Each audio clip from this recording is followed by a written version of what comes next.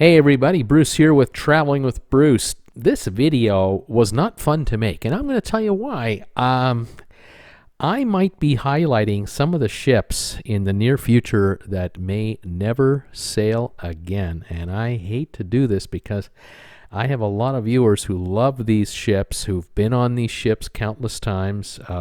Parents of ours have probably been on these ships, but I think the time has come that we might be saying goodbye to some of these going forward. I hate to do this video, but I have to do it. We're going to talk about Royal Caribbean ships, Carnival, Norwegian, and a couple of other lines. Thank you all of you who are subscribing to my channel, Traveling with Bruce, despite this bad news.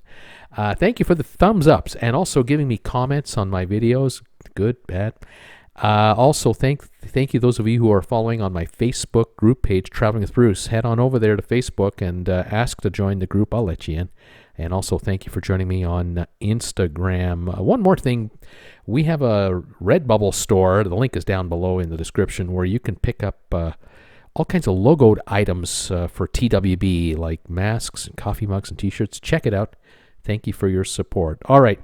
Let's get into this. Like I said, I don't want to do it, but I have to do it because all cruise ships right now are not sailing with paying passengers. And as the weeks go by, we are seeing a constant stream of constant new cancellations and further, dates that are further out before we're going to go cruising again.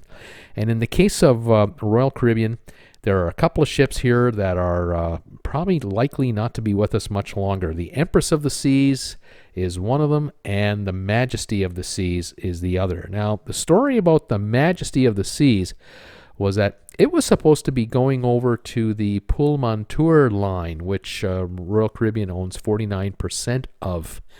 But a couple of days ago, I did a video about the Pullmantur cruise line with its 3 existing ships, and they have put all of their ships on a cold storage basis, which means that there are maybe 10 crew members on each ship. They're going to be brought into a dock, tied up, and they're basically going to be stored for a while.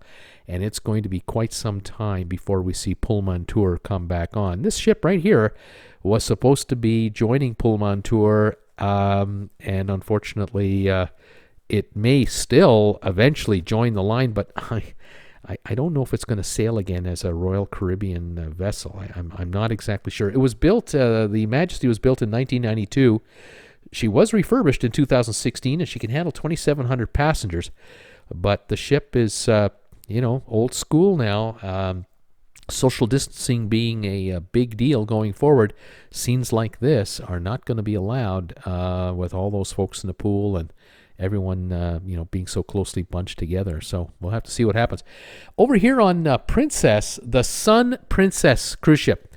This one here might be towards the end of her days. She was built in 1995. She's now 25 years old. She was refurbished back in 2018. She can hold 2,000 passengers, but look at the side of the ship. No balconies. And with social distancing and the virus around, I have a feeling that health authorities around the world are going to insist with the cruise line operators, you're going to have to reduce your capacity to at least half, and you're going to have to make sure that all of your passengers have balcony rooms. And this ship doesn't actually have any balcony rooms, and that's why I wonder, are the days numbered for any ships like the Sun with Princess? Other ships that were built in this time frame, 1995. In 1998, the Sea Princess was built. The Grand Princess was built. 1999, the Pacific Princess. They may all be in danger of not sailing for quite some time, if at all. We'll, like I say, we'll follow this. I hate telling you this, folks, but I have to do it. Holland America. This is the Volendam. The Volendam was built in 1996, refurbished in 2016, and she can handle 1,348 passengers. A much beloved vessel that goes on all kinds of really unique voyages. Another one in the line, the Majesty, built in 1993, holding 1,258 passengers. Refurbished in 2018, so the refurbishment is kind of recent, but the ship is long in the tooth, 27 years. We'll see if Holland America puts that one out to pasture now. And the other one I'm wondering about is the Volendam. And the Volendam built in 1999 and the Rotterdam built in 1997. These are two more ships in that 1400 passenger area. If they're restricted to only 600 or 700 passengers, that might make them uneconomic. We're going to find out. We'll follow it. But I tell you, folks, the cruise lines are going to sail their newest, most modern, most efficient ships first, the ones with the most deck space for the passengers to go on. And if they're restricted to 50% capacity, you'll feel like you've got all kinds of room on these ships. But on these older ones, they're part of the charm was how quaint they were. And that right now might not be what the CDC and other health authorities are going to be looking for. Now, look at this ship very closely. Look at the front of that ship. See that round disc thing up there? And notice how there are no balcony rooms on this ship at all. Every room you see here is basically an ocean view type room. All right. Now, check out this photo coming up in about 5 seconds. It's the same ship, but it's today's version of this ship. Look what they've done to it. They put 3 stories on the top of this thing. Balconies up there with more expensive rooms. And then as we go down the ship here, you'll notice on the side, they stuck some balconies over here. Not many, like 5 on each deck. Looks kind of weird. It's kind of like a little patch job there. But this ship was heavily renovated a number of years ago. This shot right here really is misleading because it makes you feel like the entire ship is full of balconies. Something tells me that this Costa Neo Romantica ship, this is a publicity shot that they use to sell cruises. And when you get there, you notice that, hey, only the front half of the top of the ship has balconies, and they got a couple slapped on the side, and that's it. Anyway, it was built in 2012. It was built in 1993, pardon me. It was renovated in 2012, and it holds 1,800 passengers, but its days might be numbered no matter what they did to it. We'll see. Now, for Carnival, this is heartbreaking because in the case of Carnival, there are 7 ships that were built in the 90s that are still sailing today. And the Carnival Fantasy is the oldest one of the fleet, 1990. She's 30 years old. Other ships from this era would be the Sensation, the Paradise, the Inspiration, the Imagination, the Fascination, the Elation, and the Ecstasy. And these ships were all built between 1990, 91, 93, 95, all the way up to about 98.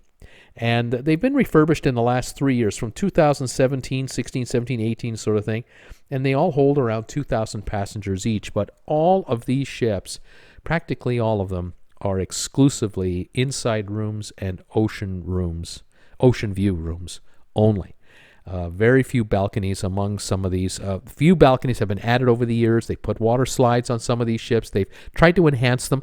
But these are the ships that Carnival is famous for, because you can take a cruise on these ships, or you could have in the past, where you're in the Caribbean for 5 days for $250 on an inside room.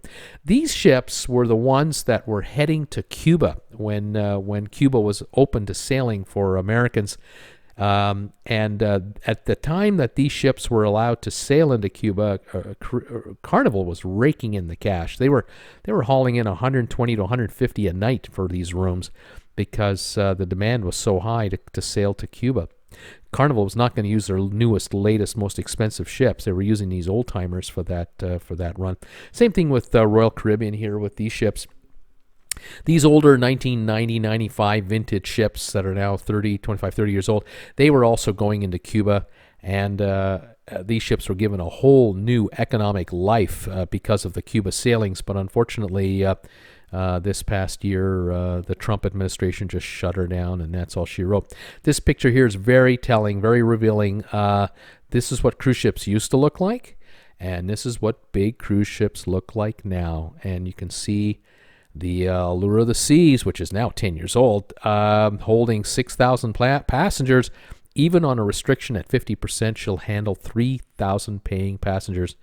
And that's what's going on. Now, over the years, we've constantly changed ships out. Here's the Queen Mary in Long Beach, built back in the 30s, and she stopped sailing in the 60s. She had about a 30-odd year career, roughly. And then she's been parked as a floating hotel ever since the 69, I think, in Long Beach. And here we have, a ship that's been used for the last 20 years, one of the Carnival ships. But these ships are possibly on their way out just because of the return of cruising late this year and into 2021 and 2022. With new ships coming out from cruise yards, these ships here might have sailed their last sailing with paying passengers. Anyway, like I said, I hated to bring this to you, but you've been forewarned, and we'll keep an eye on the announcements going forward. Thanks for watching my show today, my video. Please subscribe to my channel, give my videos thumbs ups, and we'll talk to you later, everybody. Stay warm, stay safe, stay cool, stay healthy. We'll talk to you next time. Bye for now.